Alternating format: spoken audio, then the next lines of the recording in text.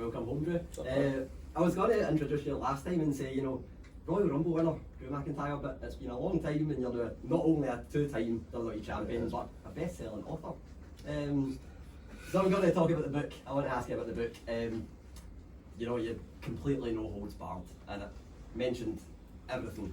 Alcoholism was mentioned, marital troubles were mentioned, even things Grado was even mentioned. Yes, I can't remember what you said something like a TNA superstar that didn't quite get over in America or something like that. One wee thing, I bought Send me a video of devastated. holding my book, just looking to the glossary at the back for terms, went, Grado, there we go, skimmed right through, found his name, there I am, right in the bin. It was a good page.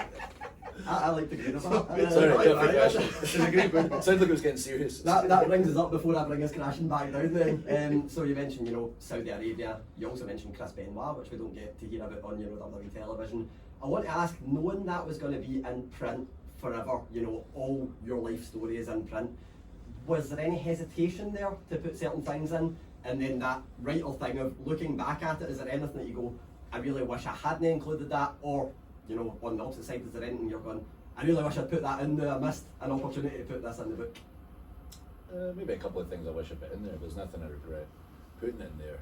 I mean, anything that's in there is just me stating facts, and my mindset was not burying anybody. Like, I don't see the point for negativity. If anything negative was said, it was negative upon myself and the lessons that I learned throughout my career and life, and that's why we did the book. It wasn't just, hey, what the world needs during a pandemic is that Scottish wrestler's life story, that'll get everybody right. It was more an outside company that came to WWE and said, Drew's really open with his story, all his ups and downs, and I think he can help some people.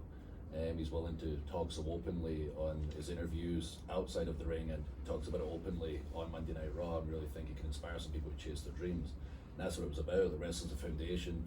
Obviously, that's what I do. I try to simplify the industry for people that are fans and non-fans, but more importantly, it's more about my life and those up times, but especially those down times, to let people know, no matter how dark times might get, there's always a light at the end of the tunnel. If you just keep surrounding yourself with positive people, believe things are going to get better, and you're accountable to the person in the mirror. Definitely. And then also kind of about the book, because I know a lot of these were mentioned in it. You've mentioned Runway Man. We've heard of Runway Man a lot. Oh, yes. You mentioned also like pitches to win Money in the Bank and then facing the Undertaker, things like that. Roddy Piper was one that came up. Has there been any pitches over the past few years? Because I know you're very open now, you just want to be Drew McIntyre and be very open on TV as yourself. Yeah. Has there been any other pitches over the past couple of years that have come out? And is there any of those pitches that you look back and go, man, I really wish that had happened? I mean, I guess there must have been. There's nothing that jumps out to me that as big as like the stuff I heard during my first run. Like winning Money in the Bank one time till 8 p.m. and it changing. To Kane the night he beat Rey Mysterio for the title, but also looking back and understanding why certain things were done from a business perspective. And WWE, things are changing all the time, and as I mentioned already, we're every single week non-stop, and as frustrating as it is at the time when things don't happen that you really want to happen, I can look back now and say, my goodness, I'm glad that never happened then, or that never happened then, or wouldn't have been ready for this.